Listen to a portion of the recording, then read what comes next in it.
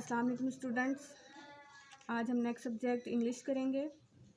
हम vowel words कर रहे थे, वावल वर्ड्स किस तरह लगेगा, और साथ ही पिक्चर देखकर स्पेलिंग लर्न कर रहे थे। तो आज का हमारा सबक है लॉग, LOG लॉग।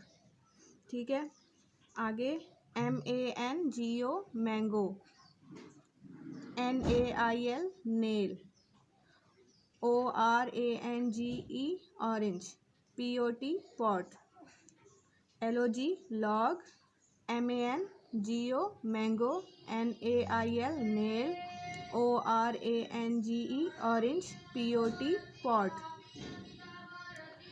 आपने इसको कॉपी में भी करना है और यहाँ से स्पेलिंग याद करना है और कॉपी पे करना है।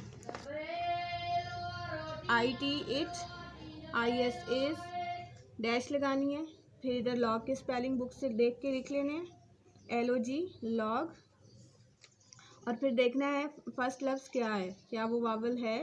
तो L वावल वर्ड नहीं है तो इसके साथ आपने ऐसे A लगाना है। नेक्स्ट देखें, IT it, IS is, it is, dash लगानी है, फिर बुक से मैंगो के स्पेलिंग देख के लिखने हैं, MANGO मैंगो। फिर आपने इसका फर्स्ट लफ्ज़ देखना है कि क्या वो वावल वर्ड है।